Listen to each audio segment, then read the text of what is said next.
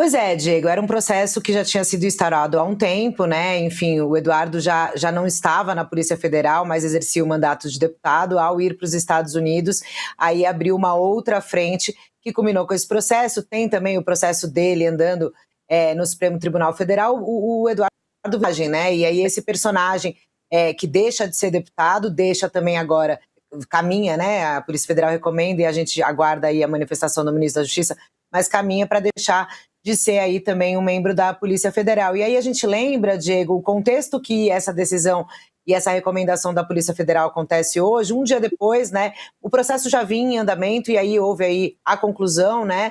E eles enviam para o Ministério da Justiça. E ontem, a gente lembra aqui que a gente falou também no All News de manhã sobre a decisão da pré-campanha do Flávio de abrir mão da segurança da Polícia Federal, dizendo, né, que não confiava, que podia ter algum tipo de interferência por parte do diretor-geral Andrei Passos Rodrigues, que o Flávio não se sentia seguro com os homens da PF, né? O que ontem a gente analisando e eu conversando com alguns integrantes da Polícia Federal, se iria haver algum tipo de resposta para o senador, mas o que a gente falou ontem e o que eu apurei também, Diego, é que ali, por parte da campanha do Flávio, foi, como a gente disse, uma atitude extremamente política. E aí agora, exatamente, essa decisão vai ser usada pelo lado do Flávio como também uma decisão eventualmente política por parte da direção-geral da PF. Esse ofício não é assinado pela Andrei, né? Esse ofício de recomendação é assinado por uma outra servidora do órgão, enfim, um processo que já vinha acontecendo dentro da instituição e que tem aí, como você falou, um argumento básico, né? Que é um funcionário que deixa de ir ao trabalho, né? Então você tem ali a permissão de algumas licenças, quando ele tinha o cargo de deputado ele podia estar ali licenciado, mas a realidade, a situação do Eduardo mudou, esse processo foi instaurado e agora essa conclusão é pela recomendação para que ele deixe de fazer parte da corporação. Isso provavelmente vai alimentar aí do lado do bolsonarismo, né? O discurso de perseguição, e por um outro lado, a PF continua se blindando, né, dizendo que é uma instituição de Estado, seus processos estão e correm da forma como devem acontecer, e que vem essas falas do pré-candidato Flávio Bolsonaro como eminentemente políticas. E aí até ontem eu perguntava se haver algum tipo de manifestação da Polícia Federal em relação a esse assunto, mas por hora o momento é de não colocar mais gasolina nessa fogueira, digamos assim, não alimentar essa polêmica e seguir o jogo, a Polícia Federal fazendo o seu trabalho, Diego. E a função de escrivão, né, inclui atuação em procedimentos de investigações policiais e, segundo o Centro Brasileiro de Pesquisa em Avaliação e Seleção e Promoção de Eventos, organizador dos cursos da PF, o salário base da função é de R$14 mil, cerca de 14 mil.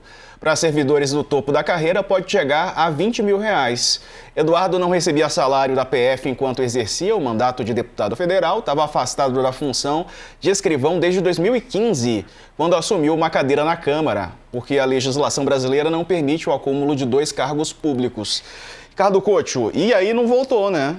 E é isso, ele alega perseguição para não voltar ao Brasil. Boa tarde. Sempre a mesma coisa, né, Diego? A pergunta que fica é o seguinte: por que só agora ele foi demitido? Ele está nos Estados Unidos, ele fugiu do Brasil, está foragido desde fevereiro do ano passado. Demorou 1 ano e meio para ele ser demitido.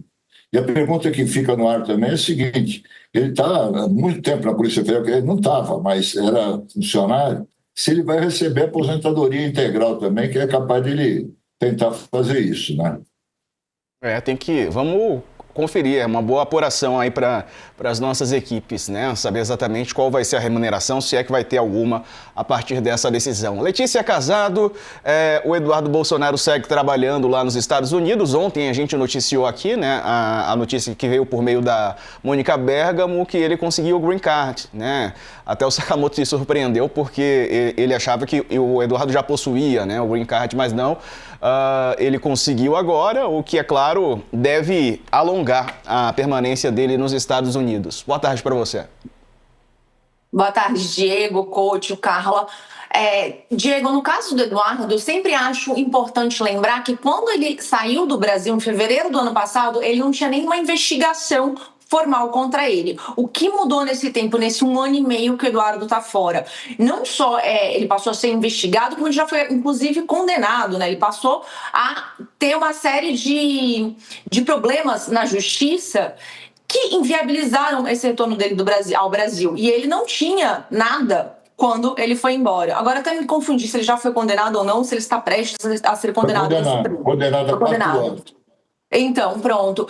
Ele tornou a situação dele tão difícil ao longo desse tempo que inviabilizou o retorno dele, eu imagino que assim, pelas próximas décadas. Porque virou uma história muito mais complexa, muito mais difícil para ele estando lá fora. O que ele fez? A gente viu, não é uma questão de narrativas, né? A gente viu ele patrocinar o tarifaço. Ele foi às redes ano passado, ele fez declarações de que ele estava buscando o governo americano para sancionar o Brasil, que se tivesse efeitos colaterais, seriam efeitos colaterais, mas que o Brasil precisava, com a ajuda do governo dos Estados Unidos, o grupo dele precisava conseguir barrar o julgamento no Supremo que envolvia o pai dele, que acabou condenando o pai dele. Então, assim, o Eduardo trouxe um monte de problema para a vida dele que ele não tinha antes. E agora, mais esse, perdeu o emprego que tinha uma aposentadoria garantida, que era um emprego onde ele estava há décadas. É muito complicada a situação do Eduardo Bolsonaro. De fato, não há perspectiva nenhuma dele voltar para o Brasil, nem num espaço curto de tempo, né, nos próximos meses, nem nos próximos anos. O Green Card dá a ele esse direito de morar lá nos Estados Unidos, de trabalhar, de ficar lá. A gente não sabe como que ele se manteve nesse tempo, mas a partir de agora ele consegue inclusive ter um emprego formal nos Estados Unidos por causa do visto que agora já se tornou público, Diego. Vamos ver se ele vai trabalhar por lá. Tá levando uma vida boa, né? Pelo que a gente consegue de informação. Oi, Couto. Diego, é isso que eu queria perguntar para a Letícia, que ontem ela fez uma coluna que ela pergunta quem sustenta o Eduardo nos Estados Unidos, né? E você falou que ele está liberado para trabalhar lá. Esse é que é o problema. A gente não tem notícia de que ele esteja trabalhando em nada, a não ser tramando contra o Brasil, né? Ele não trabalha. Aliás, acho que nunca na vida ele trabalhou, né? Foi funcionário público fantasma, né? O deputado medíocre, e fugiu do país. E nós estamos aqui falando dele de novo, Diego. Quando ele cursava direito, né, num estado, ele era nomeado funcionário, né, cargo comissionado de um gabinete de outro. Enfim, uma história complicada. Ele fala que não se lembra direito dessa época, né?